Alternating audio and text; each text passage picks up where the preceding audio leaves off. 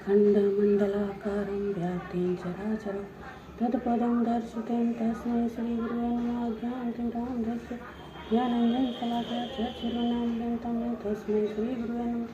गुरुब्रह्मा गुरुर्विष्णुः गुरुर्देवो महेश्वरो गुरुसाक्षात् परब्रह्म तस्मै श्रीगुरुवे तद्ब्रह्मं जगद्गुरु तमेव।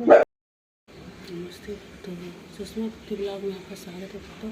तो चलिए दोस्तों शिवपुराण की कथा सुनते हैं जो बहुत ही आनंददायक और फलदायक है। तो चलिए भक्तों सुनते हैं शिवपुराण की कथा। दूसरा ज्योतिर्लिंग मल्लिकार्जुन ज्योतिर्लिंग है दोस्तों। इसमें जो है मैं इसकी कथा सुनाती हूँ आपको। सूत जी बोले, अब इसके आगे मल्लिकार्जुन की उत्पत्ति सुनिए, जिसे सुनकर भक्तिमान पुरुष संपूर्ण पापों से मुक्त हो जाता है। जब पार्वती पुत्र कुमार जिनकी कथा पहले पृथ्वी की परिक्रमा कर फिर कैलाश पर आए और नारद जी ने गणेश जी के विवाह आदि का सब वृत्तांत कहा, उसे सुनकर स्वामी कार्तिकेय माता पिता के मना करने पर भी न माने और उनको प्रणाम कर कौच पर्वत पर चले गए, जिससे उनकी माता को बड़ा दुख हुआ। पश्चात दोनों शिव और पार्वती स्नेह सहित वहाँ गए जहाँ कुमार स्थित थे। उधर जब कुमार ने यह सुना कि हमारे माता पिता यहाँ आए हैं तो वे कौच पर्वत को छोड़कर उससे भी 3 योजन दूर चले गए। उस स्थान में अपने पुत्र को न मिलने तथा पुत्र स्नेह से व्याकुल होकर उन्होंने वहाँ अपनी ज्योति स्थापित कर दी तथा वहाँ से अपने पुत्र को देखने के लिए अन्य पर्वतों पर जाने लगे। परंतु अमावस्या के दिन शिव जी और पूर्णिमा के दिन पार्वती जी वहाँ निश्चय ही जाती रहती हैं। उसी दिन से मल्लिकार्जुन में शिव जी का वह ज्योतिर्लिंग प्रसिद्ध हुआ, जो अपने दिव्य दर्शन से लोगों के पापों का नाश करता है।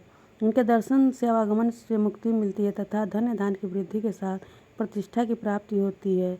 यह मल्लिकार्जुन नाम का दूसरा ज्योतिर्लिंग आपसे कहा, जो दर्शन से सुखदायक और सब लोगों का हितकारी है। बोलिए हर हर महादेव। तीसरा ज्योतिर्लिंग महाकाल ज्योतिर्लिंग की उत्पत्ति और महिमा का वर्णन सुनिए। ऋषियों ने कहा कि शिव जी आप वही हैं जो व्यास जी के प्रसाद से सब कुछ जानते हैं। अब तीसरे ज्योतिर्लिंग की कथा को हमसे कहिए। सूर्य जी कहने लगे कि हे विप्रो, अवंती नामक एक शिव जी की प्रिय नगरी है, जो बड़ी ही पवित्र और संसार को पवित्र करने वाली तथा मुक्ति देने वाली है। उसमें एक वेदपाठी श्रेष्ठ ब्राह्मण निवास करता था। उसके 4 पुत्र थे। उसमें सबसे पहले पुत्र का नाम देवप्रिय, दूसरे का मेधाप्रिय और तीसरे का नाम सुकृत और चौथे का नाम धर्मवाही था। उसी समय रत्नमाला नामक पर्वत पर निरंतर धर्म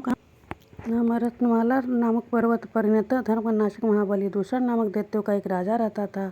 उस दुष्ट ने अवंती नगरी पर भी आक्रमण कर दिया और वहाँ के निवासी वेदज्ञ ब्राह्मणों को बड़ा कष्ट दिया और अपने 4 दैत्यों को बुलाकर उन्हें यह आज्ञा दे दी कि जैसे भी हो इनका वैदिक धर्म छुड़ा दो। ये चारों दैत्य चारों दिशाओं में प्रचंड प्रलय की अग्नि के समान प्रदीप्त हो गए, परंतु शिव जी के ध्यान में पराड़े ब्राह्मण कुछ भी खेदित न हुए और अपने धर्म से लगे रहे, धर्म से न टले।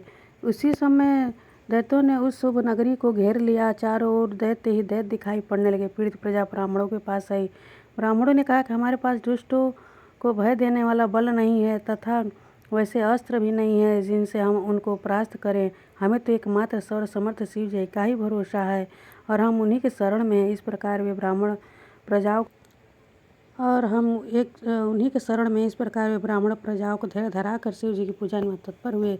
इसी समय दूषण नामक दैत्य मारो का अपनी सेना सहित उन पर टूट पड़ा। ज्यों ही वह दुष्टात्मा दैत्यराज उन ब्राह्मणों को मारने चला, त्यों ही वो उस पार्थिव मूर्ति के स्थान में एक भयानक शब्द करके गड्ढा हो गया और उसी गर्त में से एक विकट रूपधारी महाकाल नामक से प्रसिद्ध शिव जी प्रकट हो गए, जो सत्पुरुषों के रक्षक और दुष्टों के घातक हैं। उन्होंने प्रकट होते ही अपने प्रचंड शब्द के साथ सेना सहित उस दुष्ट दैत्य को अपनी एक हुंकार से भस्म कर दिया। पश्चात ब्रह्मा विष्णु आदि देवता वहाँ आ गए और सबने विविध स्रोतों से महाकाल नामक शिव जी की बड़ी स्तुति की। तभी से ब्राह्मणों की प्रार्थना पर लोक रक्षार्थ वे ईश्वर वहाँ स्थित हुए। इस प्रकार महाकालेश्वर नामक शिवलिंग पृथ्वी पर प्रसिद्ध हुआ, जिसके दर्शन करने से स्वप्न में भी दुख नहीं होता। हे सुब्रतो, यह मैंने महाकाल शिव की उत्पत्ति तथा महात्मा का वर्णन किया, जिसके आगे अब आप और क्या सुनना चाहते हैं। तो बोलिए हर हर महादेव। ये आप कथा मैं सुनाई। तो मैं मिलती हूँ दोस्तों अगली वीडियो में। हर हर महादेव।